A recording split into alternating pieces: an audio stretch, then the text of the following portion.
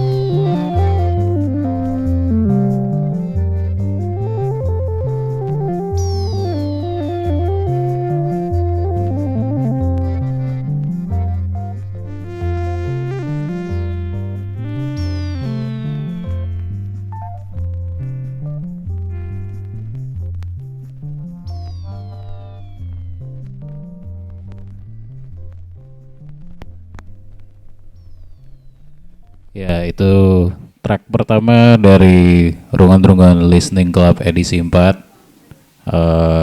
Mungkin boleh diceritain Mas Wo, ini tracknya judulnya apa, terus artisnya siapa, eh, dari mana asalnya, terus eh, kenapa milih track ini, dan gimana menurut Mas Wo tracknya. Coba ya. Ini dites ini. Kayak tahu sebutkan 5 lagu kesukaanmu. Gitu ya. Jadi polisi skena dong lu. Ya ini apa ya? Ini dari musisinya namanya Hailu Mergia. Dia musisi jazz dari Ethiopia. Gitu. Ini tadi kayaknya ini bukan album pertama sebenarnya, cuman ini album pertama yang dirilis dalam format piringan hitam oleh orang Eropa, dipasarkan secara internasional. Gitu. Judulnya ini lagu kedua dalam album ini. Judulnya agak susah ini ya. Seunetua. Nggak tahu artinya saya. Nggak tahu. Iya. Jadi ini kalau di kalangan jazz itu disebutnya Ethio Jazz gitu. Karena memang yang menciptakan jenis musik ini memang dia dengan secara sengaja menyebutnya ini adalah Ethio Jazz. Sebuah musik jazz yang memiliki cita rasa khas Ethiopia gitu. Dan ini sangat populer di tahun 70-an kalau nggak salah. Itu di Ethiopia sana sangat populer, sangat digemari, dan memang sangat khas banget ya Ethio Jazz itu nada-nadanya itu.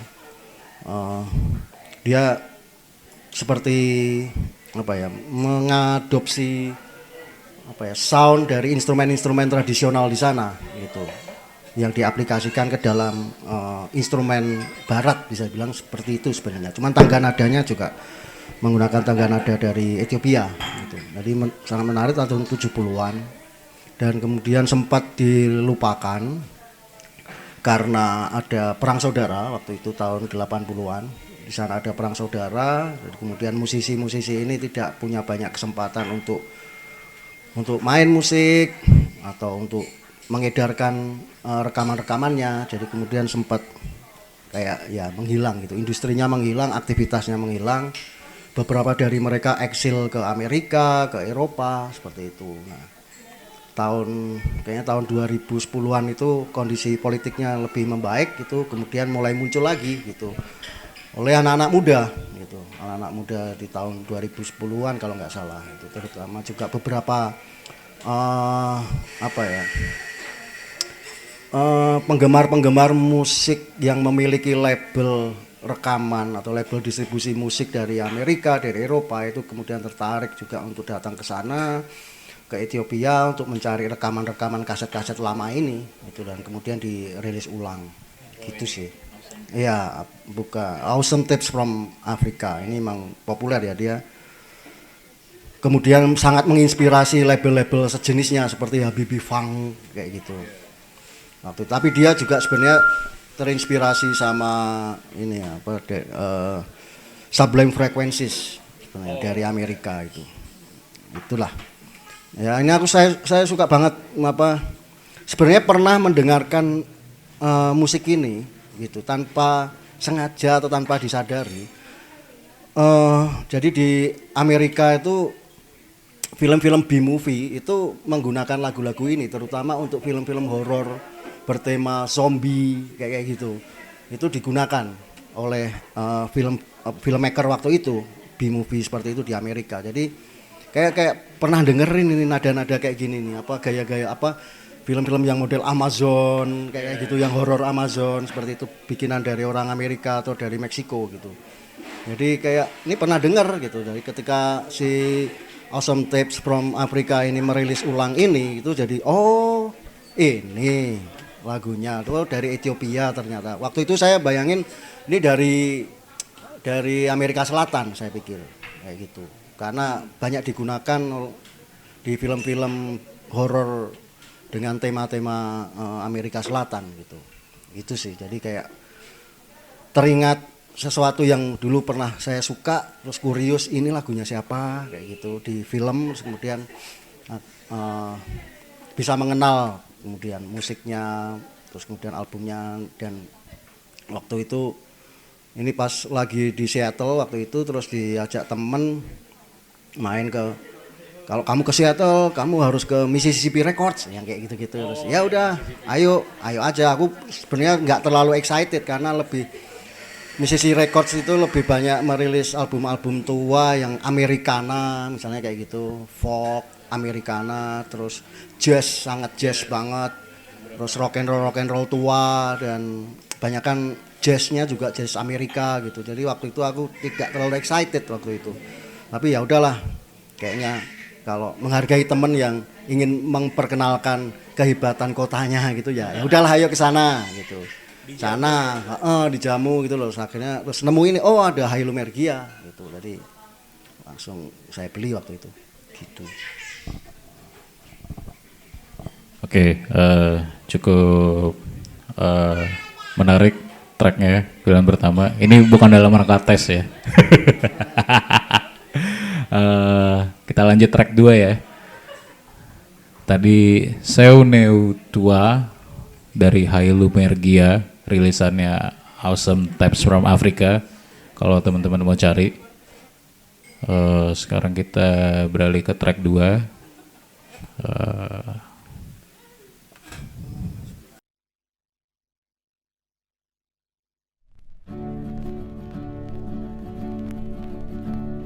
Are we gonna keep pushing our children to drugs?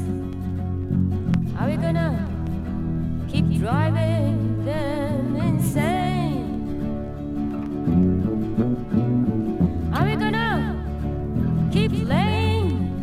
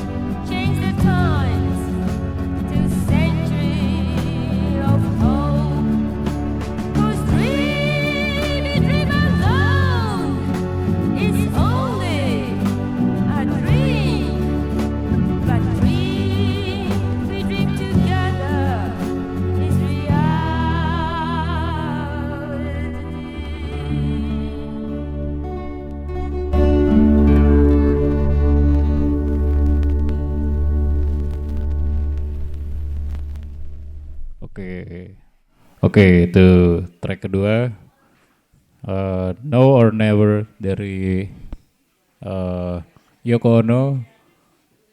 Yoko Ono sendiri ini ya? Atau sama Plastik Ono? Oh solo? Oh oke. Ya sangat relate dengan kondisi hari ini. Coba ceritain mas. Ini lagu aktivis ya? Musuh rezim nggak? Musuh rezim. Musuh rezim, masyarakat berbahaya. Ya ini apa ya? Saya suka Yoko Ono itu kenalannya juga dia sebagai apa ya seniman Fluxus gitu kan. Terus jadi apa lebih familiar dengan karya-karyanya yang avant-garde, gitu, yang eksperimental seperti itu. Dan itu yang saya tahu waktu apa ya waktu kuliah, waktu kayak gitulah. Kemudian ya dia bikin sama si John Lennon gitu juga. Aku nggak terlalu apa ya nggak terlalu membayangkan kehadiran dia banget di album itu sama John Lennon gitu karena John Lennon terlalu kuat ya waktu itu sebagai lebih terkenal lah di Indonesia gitulah gampangnya daripada dia. Jadi ketika saya dengerin album ini itu tanpa sengaja gitu, karena waktu itu muncul aja tiba-tiba di YouTubeku waktu itu ya gitu. Algoritmanya dia muncul gitu Yoko Ono gitu terus aku dengerin kok musiknya ngepop banget ya gitu. Terus saya selalu tertarik dengan ini apa musisi-musisi atau seniman eksperimental yang punya project-project pop gitu. Saya suka banget mengikuti karya-karya seperti itu gitu. Jadi ketika ini albumnya Yoko Ono tapi ngepop gitu. Itu langsung saya kayak udah dengerin dan ya seneng banget semuanya. Lagunya enak-enak, bagus-bagus, liriknya sangat mind blowing. Liriknya sangat mind blowing gitu yang gitu sebagai cowok gitu dikata-katain gitu di situ. Gitu ditai-taiin di situ. Itu kayak pertama kali juga gitu. Liriknya sangat apa ya? Sangat outspoken dan nampar tapi dengan gaya yang sangat apa yang ini yang unik bukan halus karena halus tapi kayak lebih ngerti cowok gitu beda sama misalnya Kathleen Hanna gitu waktu sama itu apa Bikini Kills gitu ini berbeda ini kayak ya mungkin dia lebih tua jadi lebih mungkin gayanya waktu itu bukan lebih kuno jadi masih permisif istilahnya. Itu mungkin karena itu ya tapi justru nggak tahu kenapa saya justru kayak ini kayak ditampar sama pacar tapi namparnya itu bikin bisa dimengerti gitu bisa dipahami gitu itu yang saya suka banget tapi di lagu yang ini tadi yang Now or Never ini itu dia memang cerita lagunya hampir mirip dengan kayak proyeknya sama si John Lennon itu kayak Imagine gitu ya tentang perang, tentang kebobrokan pemerintah kayak gitulah, tentang Amerika, tentang pemerintahnya, tentang masyarakatnya kayak gitu. Dan dia mengkritisi itu. Dan ini sangat cocok banget di kondisi sekarang gitu karena dia di tahun berapa ya? Ini kayaknya tahun 70-an lah ini kalau nggak salah itu atau akhir 60-an gitu. Itu dia sudah mengingatkan orang Amerika gitu di lagu ini gitu. Apakah lirik-liriknya sangat menarik sangat karaokeable gitu juga sebenarnya dan nggak puitis sangat nggak puitis dia sangat nggak puitis di album ini gitu blak-blakan gitu kayak apakah masihkah kita akan terus membiarkan anak-anak muda kita ngedrugs gitu. Apakah masih kita membiarkan kondisi ini ya terus seperti ini gitu. Nah gitu dari kapan lagi kita berubah? Now or never gitu. Ayo saat ini atau tidak ada waktu lagi kayak gitu kayak menggugah kayak ini negara brengsek masyarakatnya juga brengsek, kapan nih berubah gitu. Jadi sangat positif, sangat cocok diputar kayak siraman rohani gitu kan di bulan puasa seperti ini ya. Itulah, mencerahkan, memberikan energi yang positif gitu. Itu sih. Oke, track kedua ya cukup mind blowing dan ya cocok untuk di zaman sekarang, apalagi mungkin ini kayak kultum tipis-tipis kali ya. Karena hari ini Mas Wo juga pakai peci. Sebenarnya mind blowing untuk cowok-cowok sih. Kalau mungkin cewek-cewek mungkin biasa aja kali ya. Apalagi udah ini feminis tua gitu. Oh, oke. Lirik yang nampar namun permisif. Ya, kita lanjut ke track 3.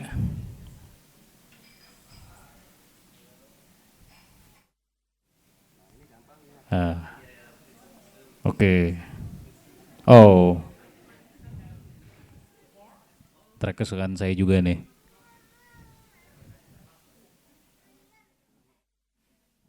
Ready? Ghost Rider ya.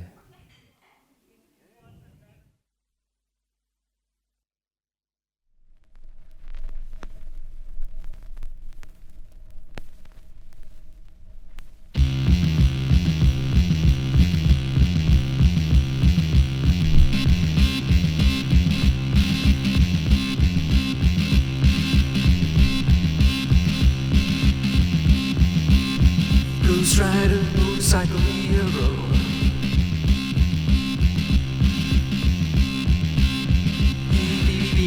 He's a looking so cute. Sneaking round in a blue jumpsuit.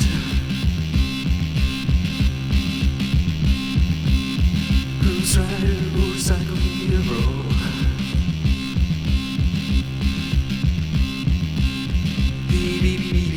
He's blazing away.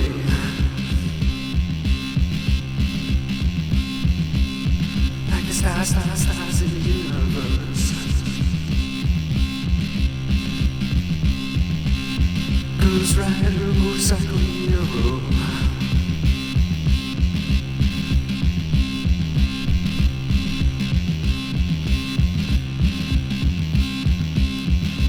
He's screaming the truth.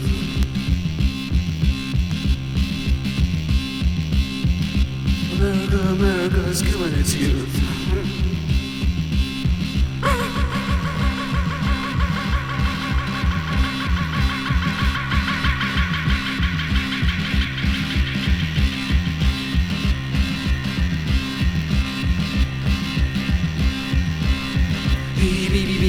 He's screaming away.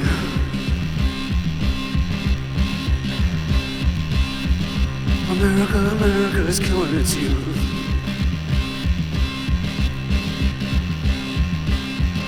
America's killing its youth.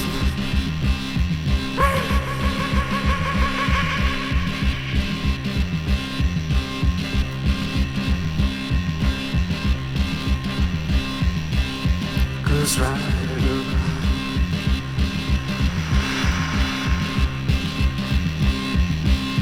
Ghost Rider.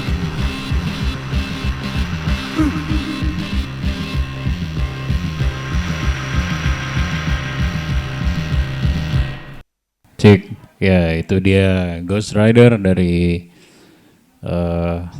Suicide, Alan Vega ya, sama Martin Trev. Gimana Mas? Ada ceritanya nggak? Atau ya ini milihnya random aja atau kayak tadi kan yang pertama diaspora Afrika di Amerika, terus yang bukan.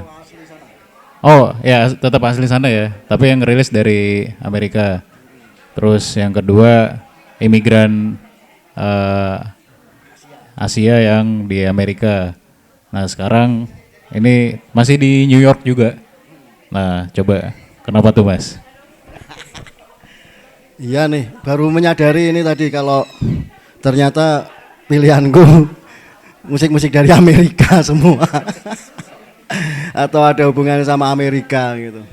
Hmm. Ya tadi yang diaspora ya, ada Yoko Ono tadi diaspora ke Amerika, orang Asia. Terus jadi kemudian membicarakan ini ya, ini selesai juga. Kayak Martin Rev, saya nggak tahu ya, Martin Rev itu keturunan apa ya, dengan bukan kalau si yang satunya siapa, Alan Vega itu kan kayak ini ya, Hispanik dia, itu ya. Ini saya milih ini itu sebenarnya lebih ke ini perkenalan pertama saya dengan musik elektronik yang saya suka banget gitu. Jadi sebelumnya itu pernah ya dengerin musik elektronik yang sudah di mix lah dengan genre lain gitu dari tahun 70-an 80-an gitu ya. Misalnya kayak New Wave, kemudian kayak Joy Division atau Happy Mondays seperti itu.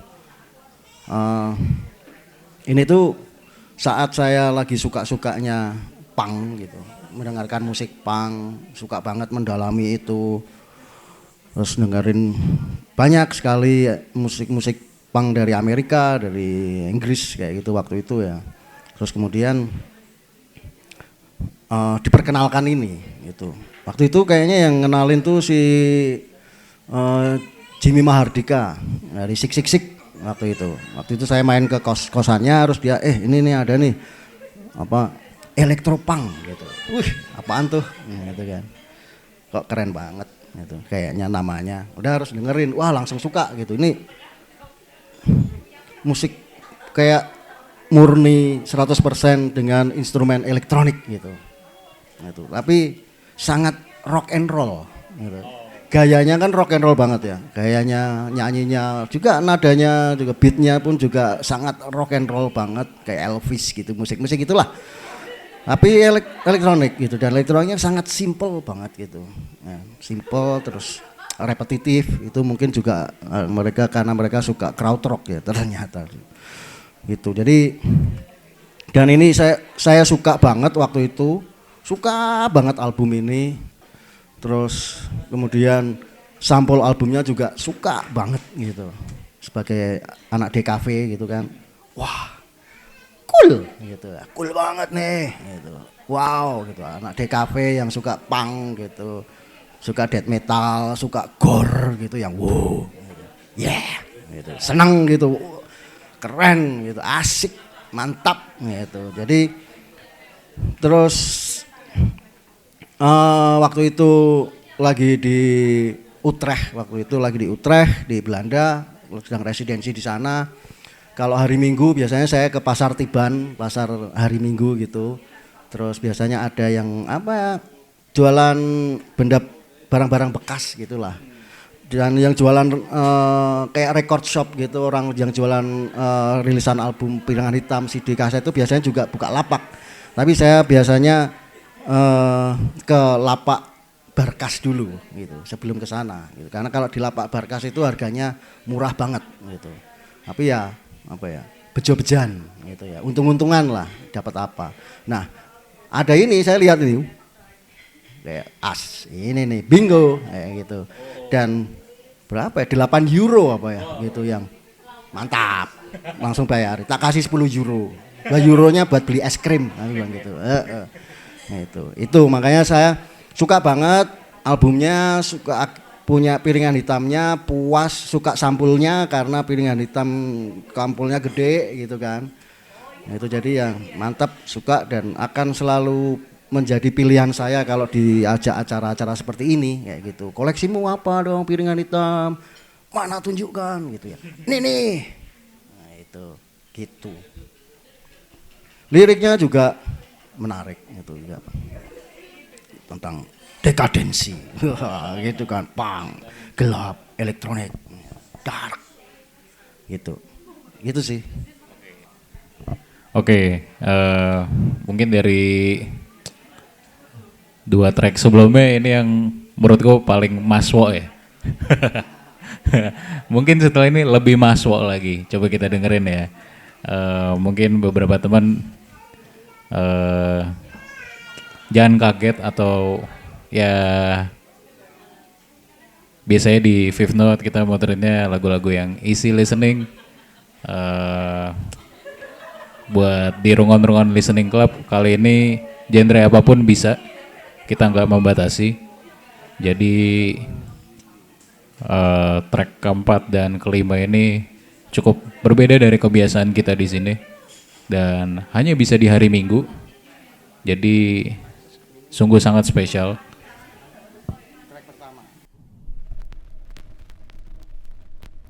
Oke, track keempat. Let's go.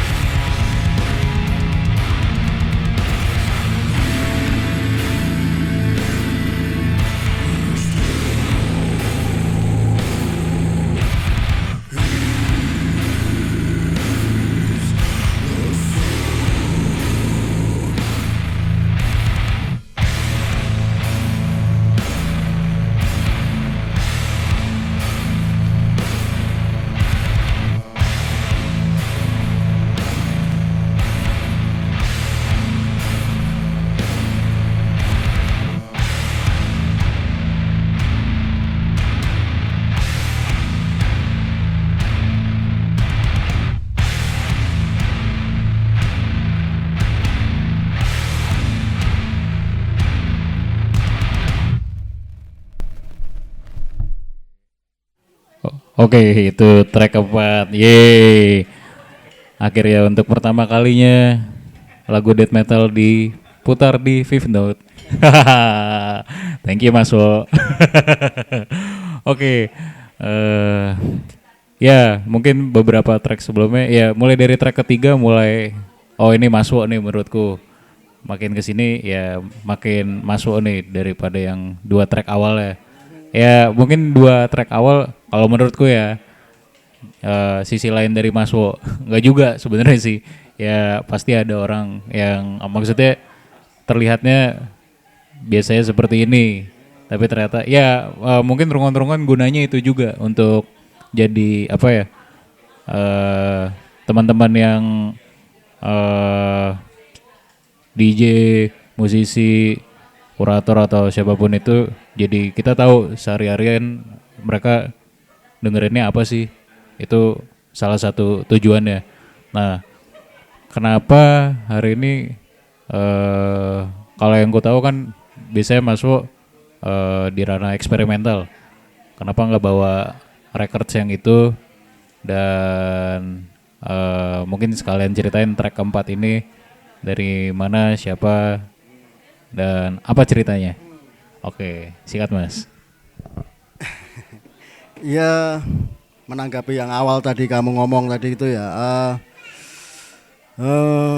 Ini bukan sisi lain yang tadi itu ya sebenarnya, cuman ya saya kayak gini nih suka musik macam-macam itu aja, beragam, sangat suka gitulah. Yang dengerin yang kalem-kalem, yang ini, cuman pesona saya di publik itu kan yang kayak gini-gini nih, yang gelap-gelap, yang gitulah, yang keras seperti itu. Padahal saya ya biasa aja. Gitu.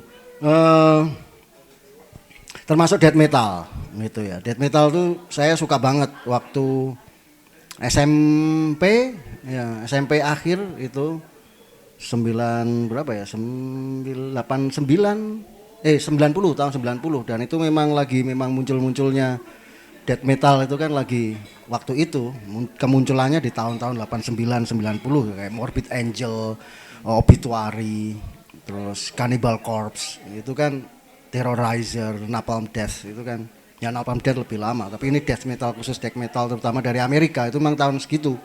Dan waktu itu memang dari kecil suka musik yang apa nih, setelah ini apa nih makin keras, kok ini pertama kali dengerin Metallica misalnya. Itu kok musiknya keras gini ya, kok makin keras gini ya gitu. Terus kemudian setelah thrash metal itu dan mulai macam-macam dengerinnya, perkembangannya juga kemudian ada misalnya kayak death gitu yang wah kok lebih serem, lebih kenceng lagi kayak gitu. Harus kemudian selalu nyari apalagi nih yang paling kenceng setelah ini. Jadi kemudian ketika kalau nggak salah albumnya Morbid Angel dan Obituary itu masuk ke toko kaset di Indonesia, itu langsung beli, dengerin. Ini katanya yang paling cepet ini gitu, yang paling speednya gila gitu, drumnya gitu. Jadi suka banget waktu itu. Terus jadi memang pas itu yang bikin kemudian suka banget sama death metal gitu. Dan death metal waktu itu mendengarkan death metal di masa itu, dan saya di kota kecil ya, di Madiun, di Jawa Timur, kota kecil gitu. Itu kayak beda banget sama teman-teman yang lain. Kayak gitulah. Kayak kamu dengerin trap yang apa gitu sekarang gitu. Kayak dengerin left field techno kayak gitu. Wih, gitu. Beda sama teman-teman yang lain. Rasanya seperti itu waktu itu gitu. Bahkan di lingkungan teman-teman yang suka heavy metal waktu itu ya, bahkan yang suka Metallica gitu, terus alah Metallica mah, alah slow rock itu mah gitu, ini dong gitu. Nah itu yang bikin kemudian saya suka death metal gitu. Nah tentu saja kemudian ini pengen aku putar gitu di sesi ini, itu juga sebenarnya ada ini ya. Jadi waktu pas pandemi itu di rumah aja gitu kan, nggak kemana-mana gitu. Terus entah kenapa gitu, dan kayaknya dilakukan juga oleh teman-teman yang lain, itu kayak sangat tertarik dengan masa lalu gitu. Foto-foto album keluarga dibuka-bukain lagi gitu kan. Kenangan-kenangan lama. Terus aku dulu dengerin apa sih waktu itu kayak gitu. Jadi terus kemudian teringat lagi kayak aku tuh pernah tergila-gila sama death metal gitu. Dan udah lama banget nggak dengerin death metal dan bahkan nggak ngikuti skena death metal di sini juga nggak ngikutin gitu. Jadi kemudian aku dengerin lagi death metal terus ngulik-ngulik lagi di internet, ngelihat biografinya, terus mereka sekarang ngapain, terus perkembangan death metal itu seperti apa sekarang kayak gitu. Sampai kemudian muncul di feed saya di YouTube itu band-band black metal dan death metal dari Amerika yang dimainkan oleh personilnya adalah pribumi Amerika. Entah kenapa itu muncul gitu. Dari wah ini unik ini. Sebelumnya tidak terlalu terpapar kan hal ini gitu. Maksudnya kalau orang African American yang kulit hitam gitu banyak lah gitu. Terekspos gitulah mereka main death metal gitu. Maksudnya Suffocation juga gitaris dan leadernya bahkan itu gitaris dan vokalisnya kan kulit hitam. Dan sebenarnya banyak gitu. Tapi pribumi itu sangat jarang gitu. Saya terpapar dengan itu gitu. Nah, makanya kemudian mulai ngulik banget ini yang pribumi-pribuminya ini mereka di skena musik underground seperti ini bandnya apa aja sih gitu. Lalu saya banyak ngulik itu yang black metal, yang death metal, yang punk, yang hardcore kayak gitu. Jadi mulai banyak ngulik itu sampai sekarang gitu. Terus kemudian tentu saja kemudian terpapar oleh kegiatan sosial mereka, kehidupan mereka, represi yang didapatkan oleh mereka, oleh pemerintah Amerika. Jadi kemudian mengikuti aspek-aspek pergerakan sosialnya kayak gitu. Terus kemudian jadi tertarik nonton film-film yang dibuat oleh orang-orang pribumi ini dengan sudut pandang mereka dan semua krunya, maksudnya aktor, sutradara dan semua krunya itu semuanya adalah pribumi kayak gitu. Itu saya tontonin TV seriesnya mulai yang komedi sampai yang eksperimental kayak gitu. Jadi memang tertarik waktu itu. Dan ini band death metal dari warga pribumi yang paling aku suka mungkin ya di death metalnya gitu. Yang black metalnya juga banyak dan bagus-bagus gitu. Ini kalau di ranah death metal, death doom istilahnya gitu. Death doom metal itu ini yang paling saya suka gitu. Liriknya bagus. Dia menggunakan bahasa aslinya. Judul-judulnya juga menggunakan bahasa aslinya dan bagaimana menampilkan tradisinya itu tidak cheesy kayak gitulah. Bagus, diolah dengan sangat jenius menurut saya dengan menggunakan instrumen tradisinya, komposisinya tapi tidak cheesy kayak world music gitu. Terus dan mereka banyak liriknya kemudian dia menyediakan terjemahannya tentu saja dalam bahasa Inggris dan itu ya ngomongin tentang land reform kayak pengalaman-pengalaman mereka di represi di sana. Dan kalau ngelihat Instagramnya mereka saat ini ya tentu saja banyak sekali penyuaraan atau protes-protes mengkritisi kebijakannya Trump yang sekarang, ICE gitu, bagaimana ICE memperlakukan mereka kayak gitu. Jadi mereka membicarakan itu dengan estetika Mesoamerika kayak gitu. Tapi mereka tinggal di Pomona, California, tapi mereka bukan asli dari situ sebenarnya. Mereka kayak lebih di selatan gitu. Jadi kayak lebih dari masuk kayak wilayahnya negara Meksiko itu. Cuman mereka jadi kayak diaspora sebenarnya di situ. Sebenarnya nggak bisa disebut diaspora. Kalau disebut diaspora mungkin saya justru malah mengamini pemecahan wilayah ini ya, pemecahan wilayah dan ras ini oleh kolonial gitu ya. Ya sebenarnya mereka satu daratan aja kan itu kayak gitu. Tapi mereka dari selatan gitulah, tapi tinggal di California gitu. sangat menarik sekali. Saya sangat menganjurkan buat teman-teman yang suka death metal itu mendengarkan ini karena jarang banget nih dengerin musik death metal dari warga pribumi asli Amerika gitu. Ora kaleng-kalengan gitu.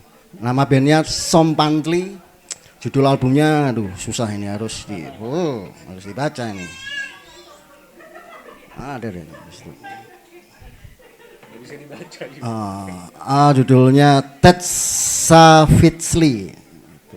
Itulah. Sompantli kayaknya ini piringan hitamnya kayaknya tersedia, kayaknya Lawless jualan kayak kalau nggak salah. Ini album terbarunya tahun 2025. Gitu. Ya ini saya belinya bukan beli ini malakin teman saya di Amerika. Kolil Muhammad. Saya palakin, kamu mau pulang kan? Beliin dong ini. Itu sifat buruk saya.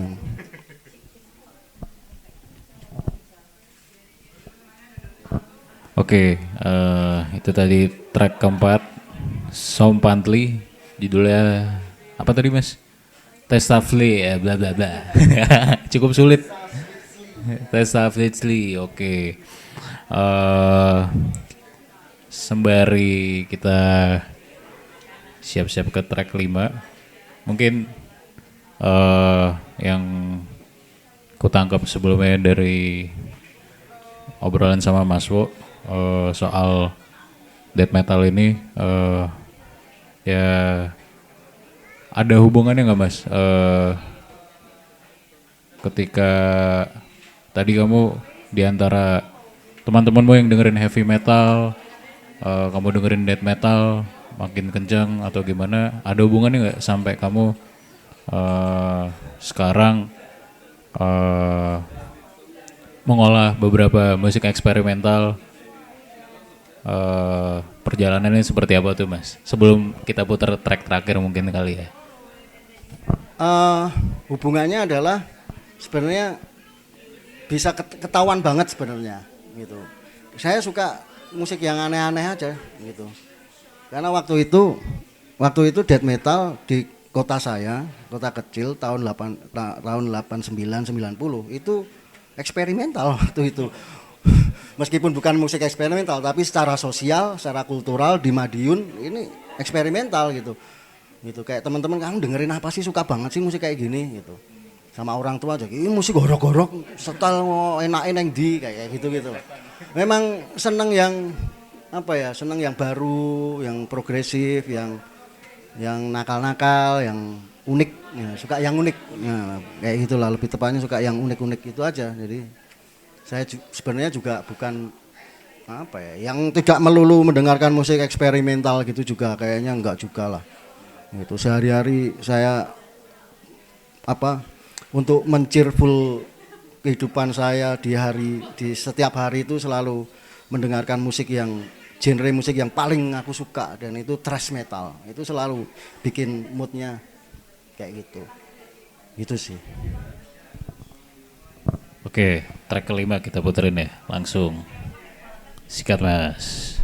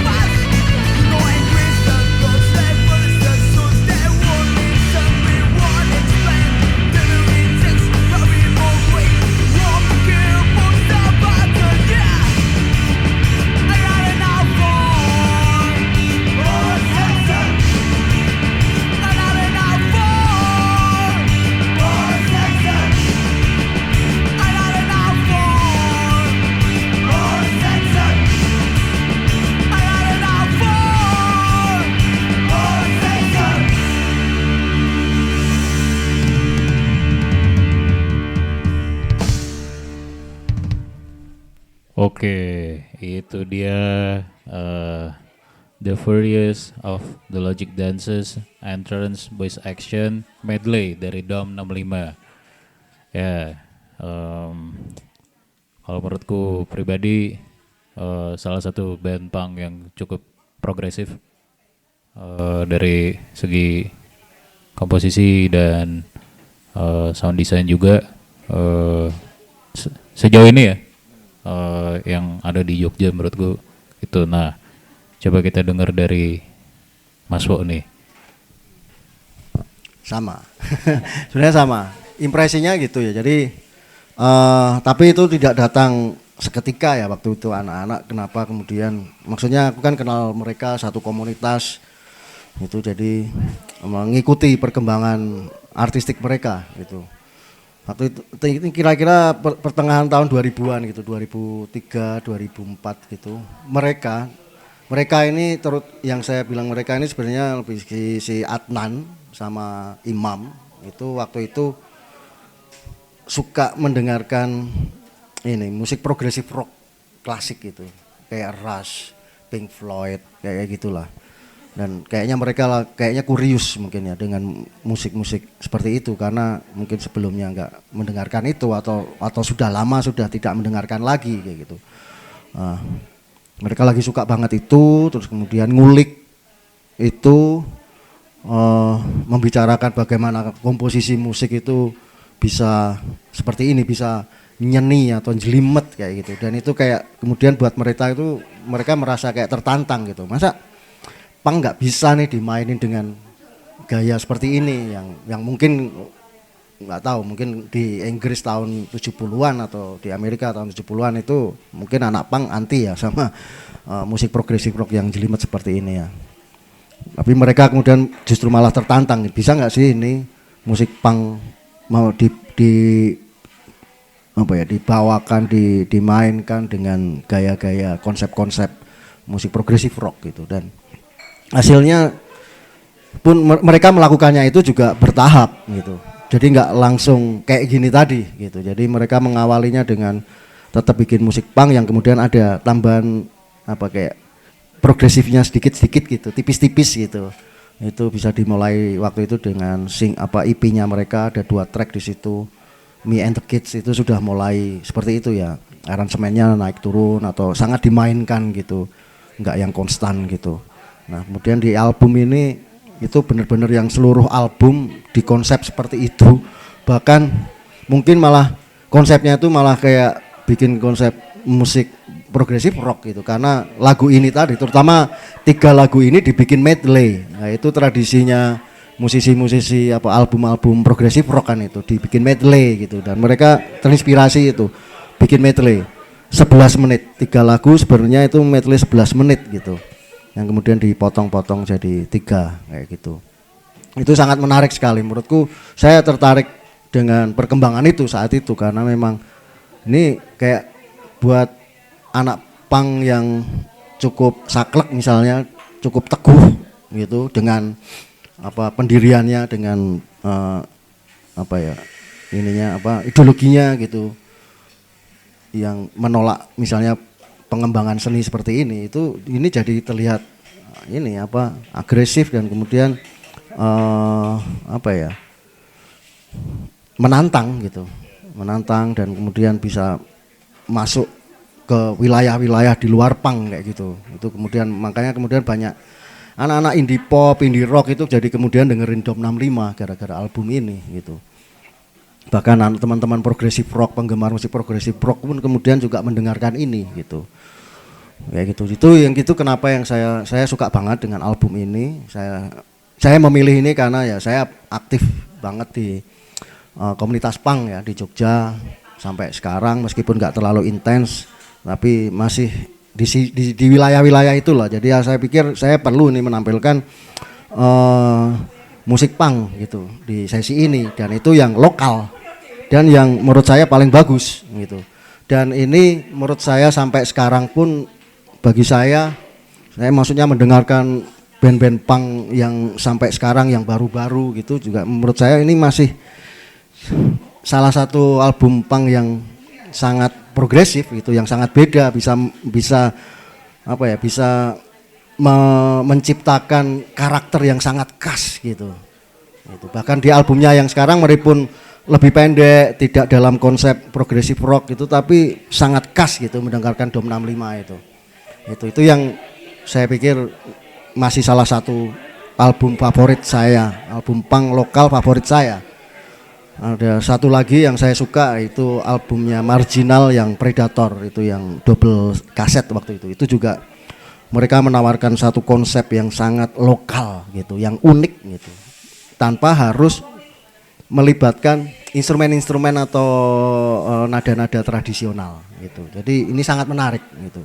Kayak beneran bikin musik baru sebagai orang, ini orang Jawa ya, sebagai orang Jawa menciptakan musik yang baru dengan gaya yang sangat baru, dan mungkin di tempat lain tidak ada yang mirip sama mereka karena ini dibuat sangat unik banget gitu. Itu yang saya suka.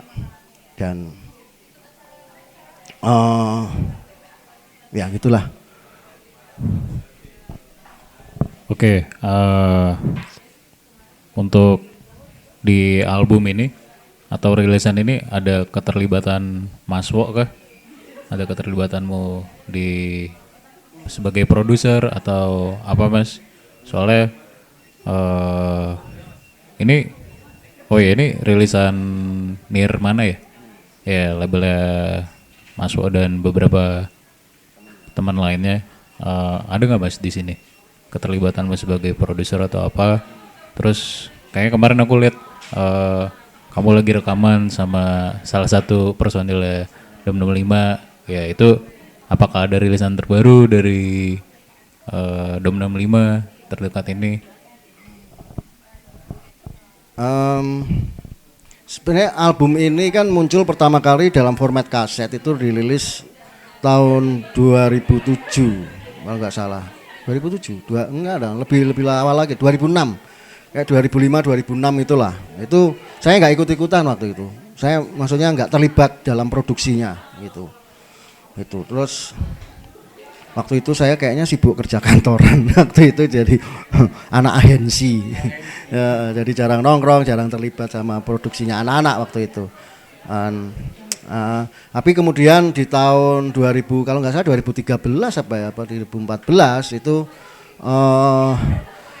ada seniman namanya Ujiahan selama temannya Uma waktu itu mengajak saya untuk ayo bikin label yang merilis khusus Piringan Hitam kayak gitu, dari album-album lokal yang menarik dari Jogja gitu, yang ikonik atau yang bisa merepresentasi perkembangan musik dan sejarahnya kayak gitu. Nah, ini kemudian saya mengajukan ini album ini kayaknya perlu banget nih dibikin Piringan Hitamnya dirilis lagi gitu.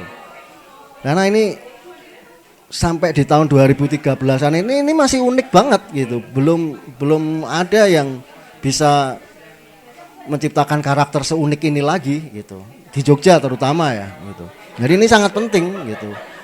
Nah kemudian kemudian dikerjakan. Jadi saya jadi semacam ya co-producer lah di album ini. Kemudian masternya berupa kaset waktu itu di remaster, didigitalisasi, kemudian dibersihin, dibaikin gitu, terus di remaster.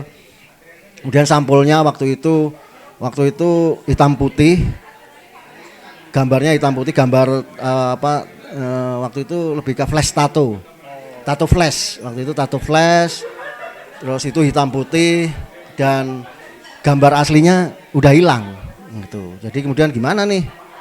Terus karena namanya Nirmana Records ya labelnya itu anak-anak seni rupa, jadi ini memang spesialis waktu itu pengennya merilis Piringan Hitam dengan ada sentuhan seni rupanya gitu, kayak gitu, harus ada sentuhan seni rupanya gitu, terutama di sampul albumnya gitu, di sleeve-nya gitu. Jadi waktu itu ya udah nih digambar ulang aja, tukang gambarnya masih hidup, masih ada, masih aktif, itu digambar ulang. Terus kemudian karena ini flash tato, dulu flash tato, ditato aja sekalian gitu. Waktu itu yang tato aja. Kita nyari siapa yang yang pernah tatoan ini gitu. Ada tapi jelek banget gitu. Wah, kayaknya kurang oke nih gitu. Apalagi kan butuhnya square gitu kan, kebutuhannya harus lebar gambarnya gitu. Jadi kemudian waktu itu ya udahlah kita nyari temen yang mau volunteer untuk ditato ini gitu. Jadi kita dapat teman waktu itu si Keribo, dia bersedia untuk ditato, mau dibayari juga gitu, sepunggungnya besar sepunggungnya gitu. Dan itu yang kemudian difoto gitu. Jadi aspek seni rupanya di situ ya. Itu. Ya, waktu itu memang ngikutin banget dalam produksi ini mengkonsepnya. Cuman sayangnya waktu launching itu sudah dirancang bertepatan dengan Record Store Day Jogja waktu itu. Tanggalnya udah pas, ininya sudah dirancang semuanya. Sampulnya, posternya ada bonus poster, ada patches, ada safety pins, ada pins kayak gitu juga komplit, pokoknya deluxe gitulah kayak gitu. Dan ini karena lagunya panjang-panjang kemudian double LP. Gitu, double LP dan itu dibikin dengan kualitas yang sangat bagus yang 180 gram. Kemudian ada ternyata sewaktu mereka bikin proses ini ternyata mereka merekam demo 3 lagu yang kemudian nggak pernah dirilis. Jadi kemudian di remaster, diikutkan dalam piringan hitam ini gitu. Jadi sangat spesial sekali, sudah dipersiapkan semuanya, detail, press release segala macam. Orang sudah menunggu-nunggu, tapi waktu itu kayaknya pre-ordernya kayaknya nggak terlalu banyak yang pesen. Tapi ada animo bahwa ini mereka pengen datang langsung karena pas Record Store Day gitu. Pas di hari H piringan hitamnya nyantol di Jakarta. Nggak bisa diambil gitu. Kita harus membayar berapa, ada masalah lah pokoknya di sana, nggak bisa diantar hari itu. Jadi kemudian ya calon pembeli kecewa gitu. Itu jadi kemudian terus jadi garing acaranya kayak gitu, jadi nggak seru. Terus kemudian juga pada lesu, terus ya gitulah sayangnya gitu. Tapi menariknya adalah kemudian ini masih banyak stoknya gitu. Karena waktu itu kayak nggak laku gitu, hilang. Ini stoknya masih ada. Dan saya pikir Nirmana Records masih menjual dengan harga yang sama waktu itu dirilis gitu. Double LP waktu itu kita jualnya sekitar 400.000. Saya pikir sekarang sangat murah banget ya. Gitu. Itu sih. Oke, ya kalau menurutku ini masih album band punk atau rock dari Jogja yang diproduksi secara bagus dari segi soundnya. Ketika di press di vinyl suaranya menurutku ya semestinya gitu. Dan juga artistiknya dari artworknya, dari cover vinylnya. Dan ini masih banyak ya Mas ya? Bisa didapetin di mana nih? Dapatin di Yes No Shop. Di Yes No Shop, oke. Hard selling dikit lah. Yoi. Buat teman-teman yang mau, ini dead stock. Menurutku ini holy grail. Nah, ya mungkin berapa tahun lagi ketika orang-orang setelah tahu dari sini mungkin bisa beda ceritanya. Semoga ya. Kalau waktu Yahya kita promoin perontaan juga. Sekalian promo teman yang punya rilisan. Oke, itu tadi ada 5 track dari Essential Playlistnya Mas Wo untuk Ruangan-Ruangan Listening Club edisi 4. Makasih banyak Mas Wo atas waktunya, meluangkan waktunya untuk sharing di sini. Ya mungkin cukup itu aja. Ya, thank you. Salaman dulu Mas. Tos lah.